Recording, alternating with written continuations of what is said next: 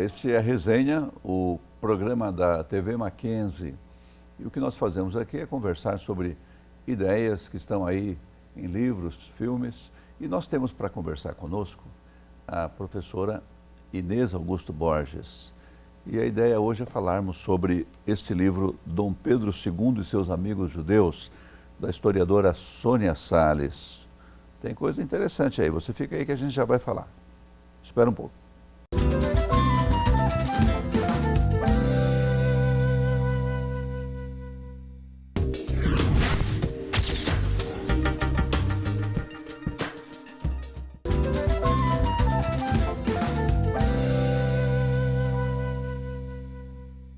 Voltamos então com o programa Resenha e queremos saber a relação ou as relações de Dom Pedro II com os judeus. Ou esse título não é exatamente verdadeiro? O livro fala disso mesmo?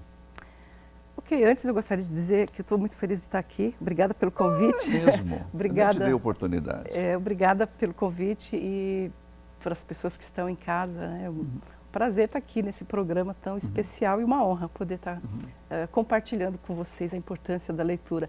Na verdade é disso que eu quero falar.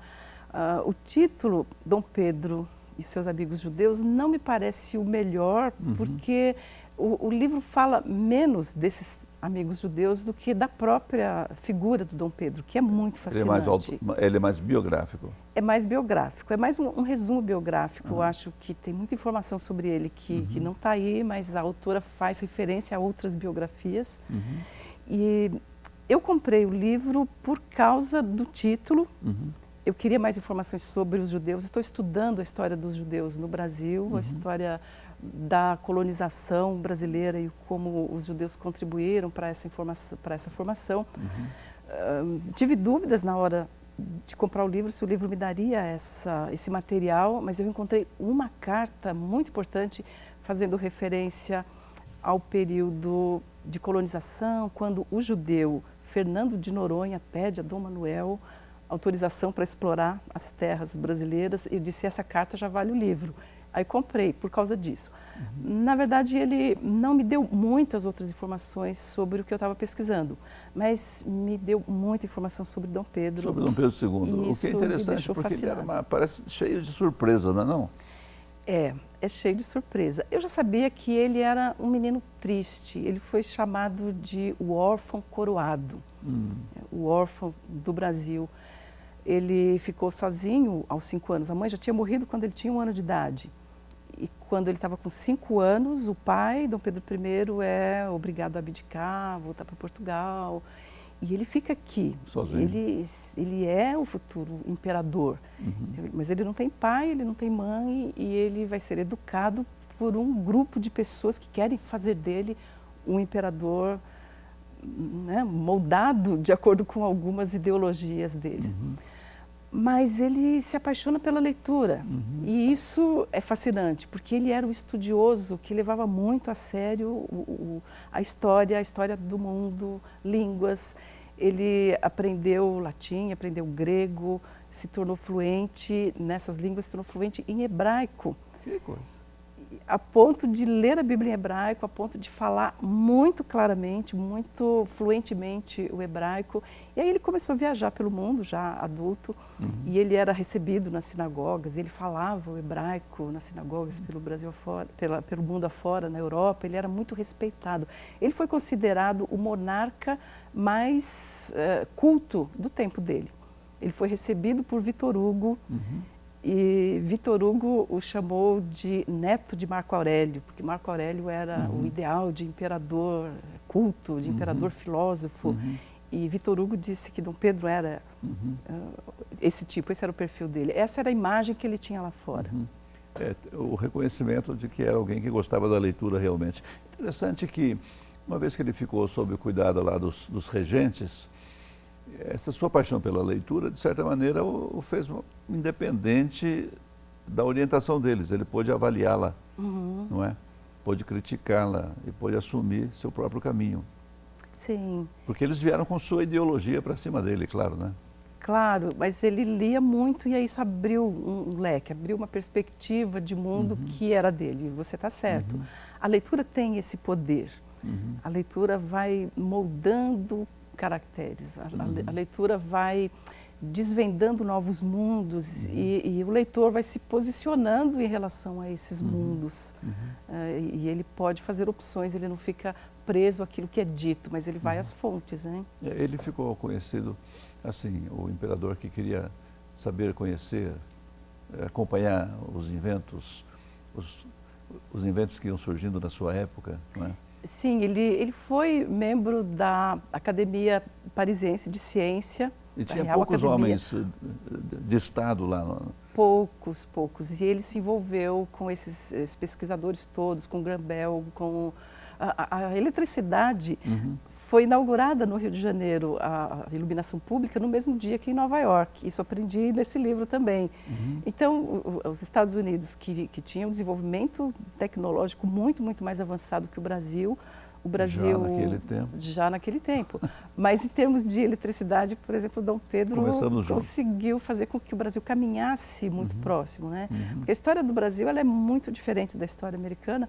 Em 1808, quando a família chega aqui no Brasil, a família real portuguesa chega aqui, o Brasil não tem uma universidade, o Brasil não tem um banco, o Brasil não tem jornal, o Brasil não tem imprensa. É a família real que implanta essas coisas. Começa o Brasil ali.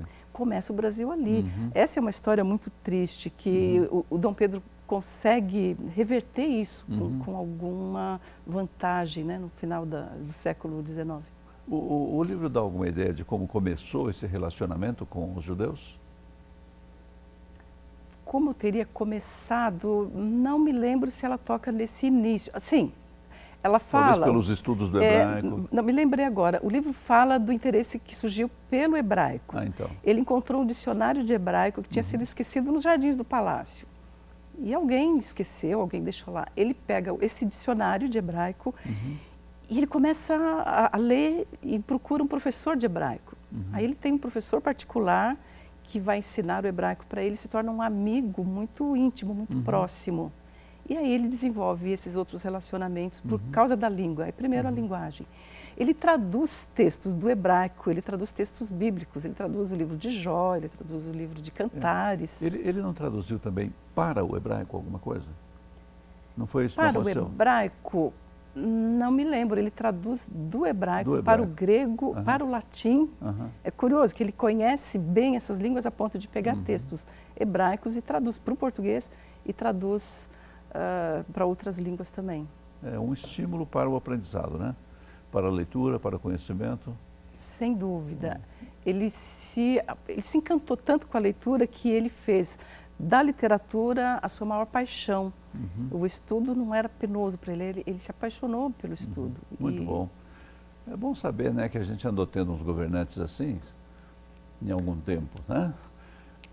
Só espera um pouquinho, a gente vai falar mais sobre isso, mas no próximo bloco. Paramos por aqui, mas você fique aí, volte conosco. Até já.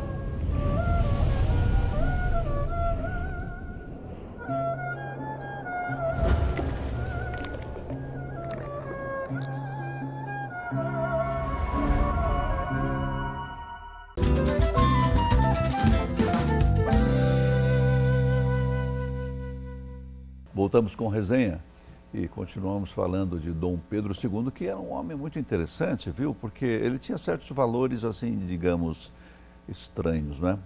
Aquela questão de reduzir salário, como é que foi isso? Ele manteve o salário dele durante os 49 anos de governo. Salários congelados.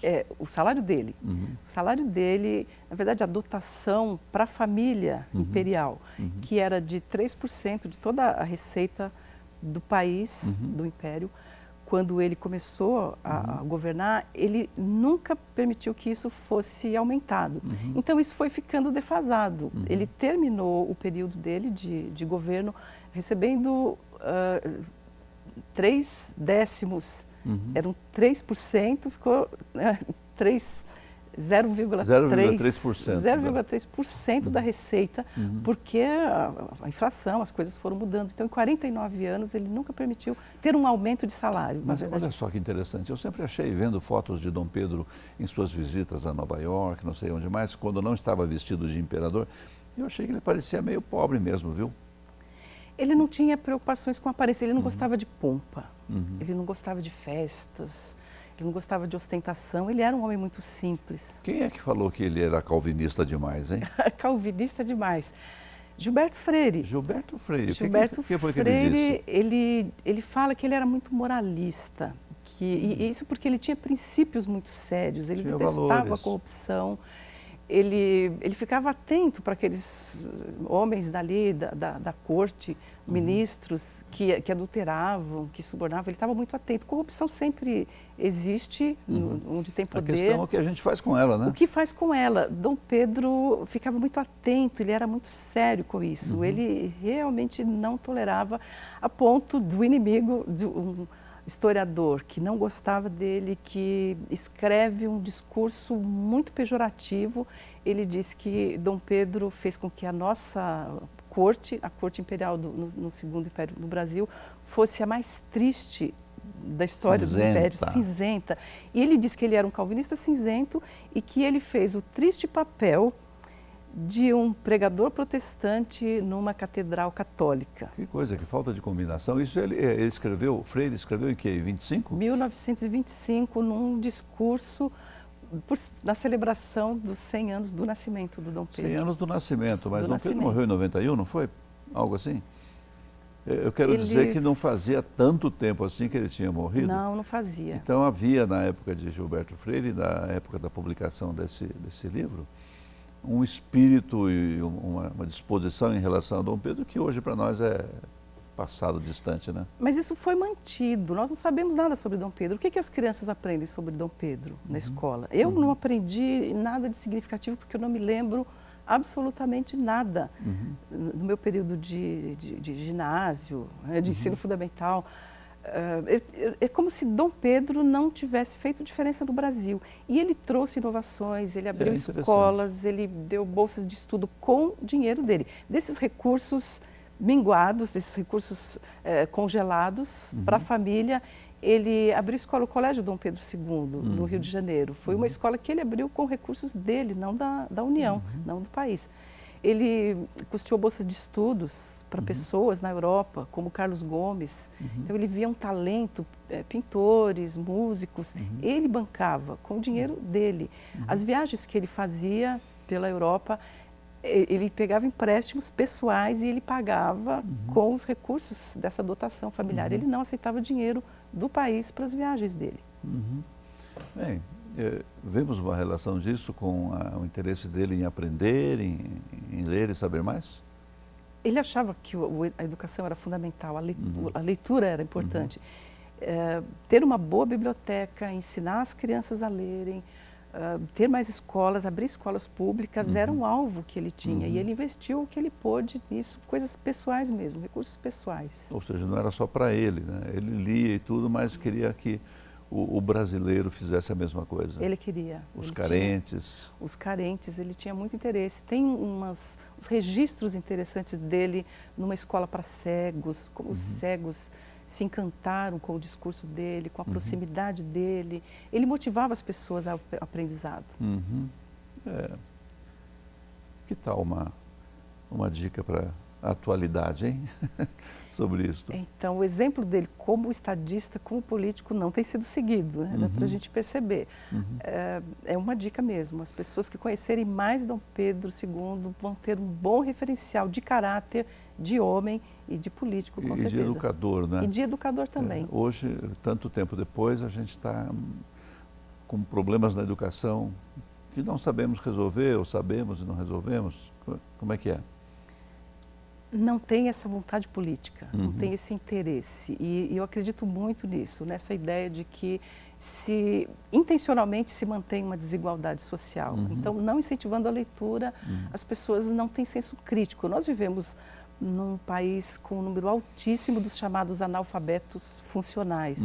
As pessoas que sabem ler, mas elas não conseguem dizer com as próprias palavras aquilo que leram. Então, elas não são capazes de criticar o que leram.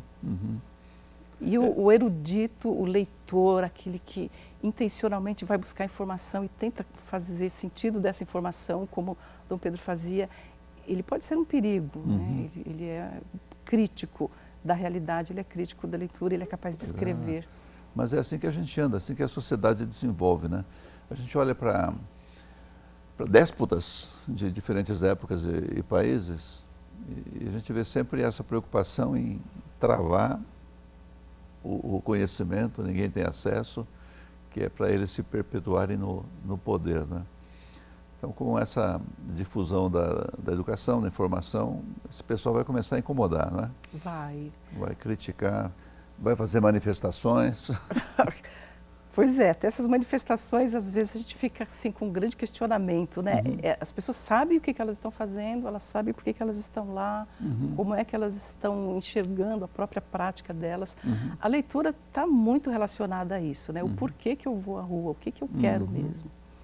Dá para ir à rua de um modo esclarecido e dá para ir como um joguete também na mão de alguém. Dá para ir como um joguete, né? Essa é uma preocupação, né? Quem é que está manipulando essa massa toda?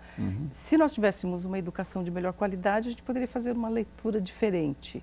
As pessoas sabem, as pessoas têm lido. Não sei se nós podemos fazer essa avaliação otimista das manifestações. Pois é, né? Dá mais trabalho governar uma massa mais educada. Com certeza. Um país se faz com homens e livros. Alguém já disse isso. E nós não temos muitos livros como embasamento desse nosso país, dessa nossa nação. E por isso que eu gostei dessa faceta, dessa imagem de Dom Pedro que eu não conhecia, o quanto ele valorizou, o quanto ele estimulou, o quanto as escolas cresceram nesse período de governo dele. Você gostou porque você mesma tem uma história, uma relação com leitura que a gente quer saber, que a gente quer conhecer. A gente vai fazer isso no próximo bloco, você aguenta aí que a gente já volta. Até já.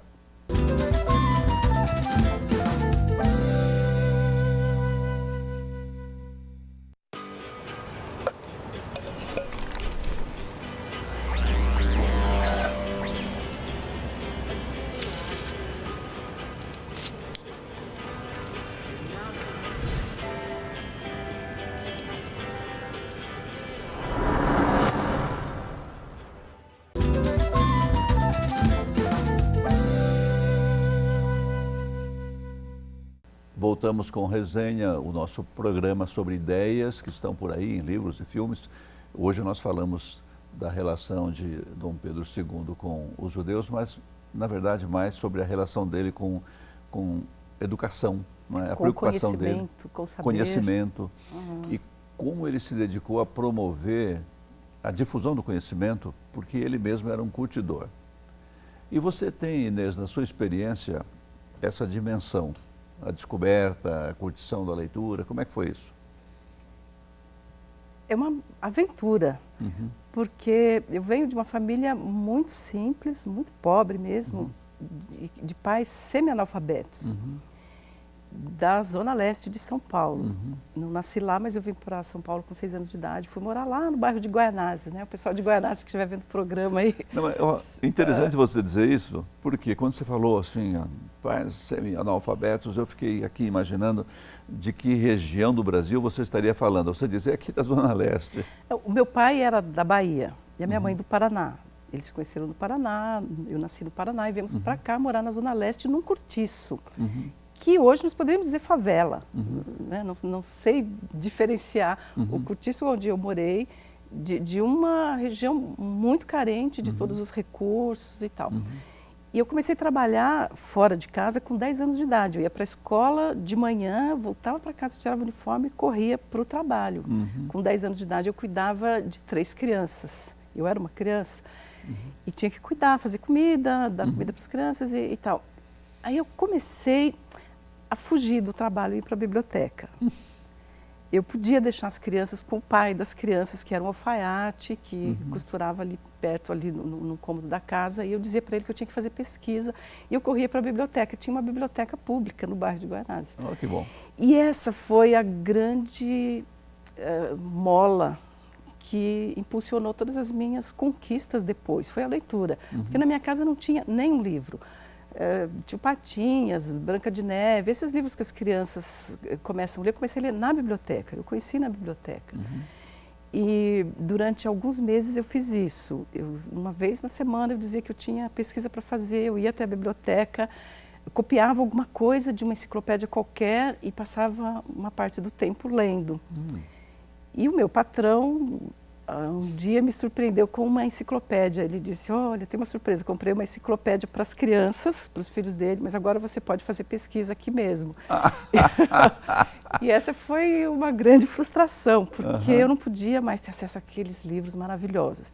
Mas depois eu descobri que a biblioteca empresta livros. E aí uma das minhas irmãs ia até a biblioteca, pegava livros e eu continuei a leitura. Então a leitura me abriu mundos, naqueles momentos de crise dentro de casa, de carência, de falta. Não tinha nem luz elétrica. Até meus 14 anos nós tínhamos lamparina em casa. Parece que eu estou falando de outro século e de outra realidade. Foi ali. Então, eu trabalhava, saindo do trabalho, eu tinha que fazer a minha lição de casa. Eu estava na 4ª série, nesse ano que eu comecei a trabalhar. Mas ainda tinha tempo de ler. E eu comecei a ler algumas coisas, Laura Ingalls, Uma Casa na Floresta. Comecei a ler livros que tinham princípios, que tinham noções de família, algumas coisas que me deram sustentação mesmo para passar a minha adolescência e para começar a fazer as minhas poesias. Fez diferença imediatamente para você? Imediatamente. A leitura faz diferença. Talvez por isso que eu me encantei com a biografia do Dom Pedro. Porque qual é a relação entre Inês Borges e Dom Pedro? Dom Pedro, o filho do imperador, que se tornou o grande imperador do Brasil, mas ele precisou ler para se tornar quem ele era. Mesmo tendo nascido naquele berço, se ele não tivesse lido, se ele não tivesse se envolvido com cultura, ele poderia ter sido um joguete até na mão. Tá certo. Agora, você passou da leitura para a escrita. É verdade. Você tem essa coletânea de poemas chamado Convivências. Como é que foi essa transição aí? O meu primeiro poema, que eu me lembre e que estava guardado, eu escrevi com 17 anos. Talvez eu tenha rabiscado alguma coisa antes. Eu comecei a pensar em poesia antes de começar a ler. Eu tinha uma irmã que voltou da escola falando algumas rimas, alguma coisa, e disse que interessante, acho que eu consigo fazer isso. Que jeito gozado de falar. Eu achei interessante a poesia, isso antes de eu entrar na escola, minha irmã mais velha. Quando eu entrei na escola, eu entrei na escola já com 8 anos, porque não tinha escola pública no meu bairro, não tinha escola para todas as crianças, então era uma luta para conseguir vaga e tal. Eu entrei já atrasada e a poesia aconteceu assim, primeiro essa sonoridade da rima, isso me fascinava antes de eu saber escrever poema, mas eu escrevi um poema que ficou guardado com 17 anos e depois eu continuei escrevendo outros. E algum tempo atrás, em 2012, eu resolvi publicar uma coletânea de poemas que tinham sido escritos ao longo dos 30 anos. Qual tem sido a reação? Como é que as pessoas receberam seus poemas? É muito curioso, porque como é uma coletânea, e são poemas que abrangem assuntos muito diferentes, eu falo da minha fé, eu falo de amor, eu falo de frustração, eu falo de morte, tem alguns poemas que eu escrevi quando eu perdi pessoas queridas. Então as pessoas se identificam com partes diferentes do livro. E tem tido uma aceitação interessante entre crianças, porque ao escrever a orelha do livro, eu fiz questão de colocar essa história que eu estou contando, de Guaianazes, essa história dessa luta, porque eu queria que esse livro chegasse mesmo nas crianças que têm uma história parecida com a minha, para estimular as crianças a lerem, enfim. E aí eu tenho ido a algumas escolas e eu pego uma criança de 10, 11 anos e digo, eu comecei a trabalhar fora quando eu tinha a idade dessa criança aqui, e conto um pouco do que eu contei aqui. E as crianças começam a me fazer perguntas. É uma ponte, né? É uma ponte. As crianças aí querem saber o que eu lia, qual era o meu livro preferido, qual personagem que marcou a minha vida nesse período. E tem tido uma aceitação de educadores e de crianças ali por volta dos 11, 12 anos das escolas que eu tenho visitado. Muito bom. Eu fico curioso com essa sua... o interesse pela rima, não é? Eu fico imaginando que, além da forma, você já tinha percepção da vida, da realidade, para ter um conteúdo para encaixar nessa forma, porque não é só uma questão de fazer versinhos, é questão de expressar a sua visão da realidade, da vida, não é? Expressar-se. É verdade, as minhas poesias são expressões dos meus sentimentos, das minhas vivências. Pois é. Por isso o título. Convivências. Convivências, e não é convivências uma palavra só, porque eu quero brincar com a palavra, né? São as muitas vivências que eu atravessei, que eu enfrentei, que me tornaram o que eu sou. E cada poema é a expressão de um momento que eu vivi. Então, quando eu estou falando de dor, de frustração, no poema tem muito a ver com a minha história mesmo. Tem um ou outro poema que não falo especificamente de mim. Tem um que eu escrevi para uma peça de teatro, aqui no Mackenzie, inclusive. E eu tinha uma peça de teatro para a inauguração, lançamento do projeto Macvida. E era uma peça que ia falar de prevenção de uso de álcool e drogas. Então eu tentei me colocar na pele de um viciado que tenta sair daquela angústia toda, e o poema expressa uma angústia que, de fato, eu não vivi. Então, esse é uma exceção. Normalmente são expressões dos meus sentimentos da sua vivência da realidade. Isso. Ok, chegamos ao final, então, deste programa Resenha. Obrigado, professora Inês, por sua participação, e contamos com você numa outra oportunidade. Até lá. Tchau.